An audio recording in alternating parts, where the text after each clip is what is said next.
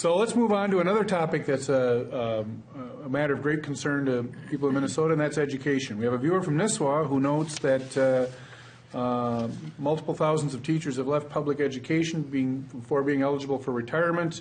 Wants to know whether or not there's any discussion about supporting increased funding for what I would call K-12 public education, and wondering what the results of that are going to be and how do we attract and retain the best teachers. So who wants to take a run at that question to start with?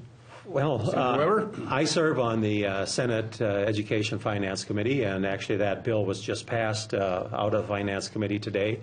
At this point in time, to deal with the issue as far as the monies for the school, and then we start to talk about the formula money at that point, that bill was passed with a 1-and-1. Meaning 1% in the next fiscal year and 1% in the following year, yes. Right. And so that, quite frankly, is not enough. I think part of the problem that we're encountering is this issue concerning pre-K and bringing that into the school. And in the Senate bill, it's actually the proposal. It started out to be mandatory in our schools. That was removed, and they have the option of going in. It'd be a part-time, a few hours a day. There was somewhat under $70 million allowed in that bill for that. But there was no fiscal note as it relates to how much money are the schools going to have to put into that yet. And there's no, at least I don't believe that amount of money that they're going to provide is in any way, shape, or form going to pay for the costs that the schools are going to have in order to provide the service. So then not only are they not getting enough to continue the services they have, but they're going to have to dip into that money if they indeed wish to provide the program anyway. In many of my schools, they have the issue, they don't have the space. They didn't have the space in some of our schools for all-day kindergarten. And so now you're going to put this on to them besides. But I think the overall thing is that what we have seen happen, and we can talk about the benefits or the disadvantages of all-day K all you want to, but what it has really done, it has taken an enormous amount of money out of education, and we are now not funding the rest of the program the way it needs to be funded. And I talked to my superintendents, and they are not asking for this pre-K. They said it is, we can talk, obviously they have programs out there that deal with those with special needs. It is important to get those kids and to be able to work with them and to help them at an earlier age. And my superintendent said, but beyond that, he said, the students that don't have those special need requirements, he said the studies are basically right. By the time they get to the third grade, you don't really see the benefit of that anymore.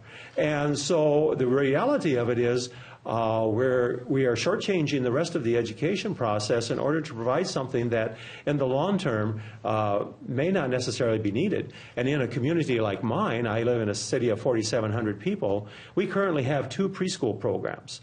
I don't quite know what the enrollment of both of them are, but I know there's one that comes from sponsored by a church, the other one in the community education.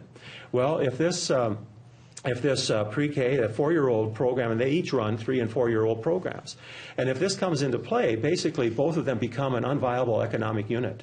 Now, one of them may be able to put things together and have enough 3-year-olds in order to keep going. But the reality of it is, if my school was to use this and to put 4-year-old pre-K into the school, my students, my families are going to have fewer preschool options in my community than they do now.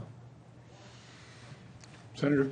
Well, when I look at this education funding, this is my idea now. That I'm not talking about the Senate bill, but I believe that we should be paying for what we have now first and keep up with inflation. And now back to the subject for early childhood education. I think there are some advantages to that, but it's important, I think, to remember that local school districts were starting with all-day, everyday kindergarten before the before the state ever said they should. And now, even with the 3- and 4-year-olds, there's some school districts going ahead with that, even without the state saying they have to do it. And so what I'm trying to say is I think that local school districts recognize if there is a need and they can fill it.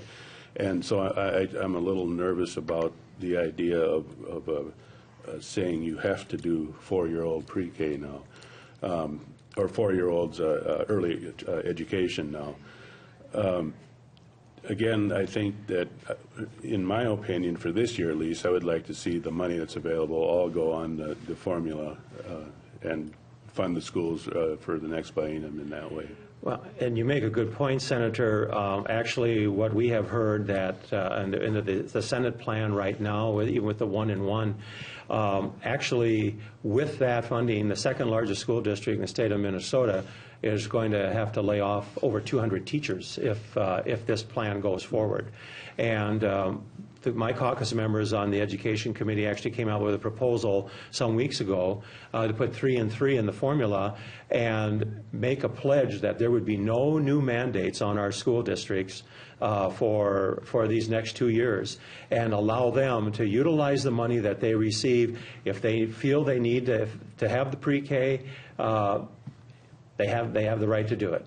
But otherwise, you're right. We are not taking care of what we currently have, and until we do, we shouldn't be forcing new programs out there. Representative Khan, your thoughts? Well, it's a subject, I have personally a lot of opinions on it. Legislatively, I've never really been involved in it.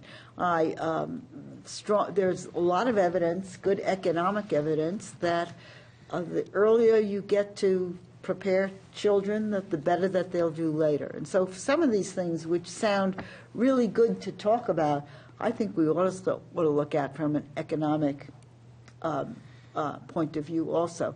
If we have less trouble with children in their later years of school because they've been well prepared in the earlier years, we may save money in the long run.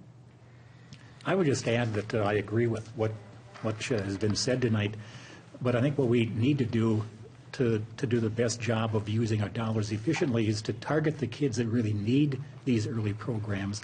And the House Education Plan has a big increase in scholarships through a parent-aware program that I hope gets more advanced outstate as well as here in the metro area. But I've seen studies that show about half of our kids are ready for kindergarten when they're 4 or 5 years old. So let's look at the kids that could really use the additional help and to get those kids ready. The other thing I would mention is that I think the way the governor's program has come out, it's not a mandatory type program, but what happens is they're going to take money out of a school readiness program, which goes to schools already. And if you don't do the pre-kindergarten 4-year-old program, you would lose that readiness money. So they're kind of forcing schools, I think, to go along with the pre-K program. And I agree that we're just stretching ourselves too thin and are not allowing enough funding for the basic nuts and bolts of running our education system in that basic formula.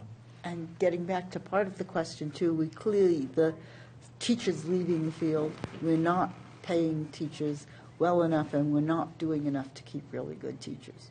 And I think we're asking our schools and teachers to do so many more things today than when I was a youngster.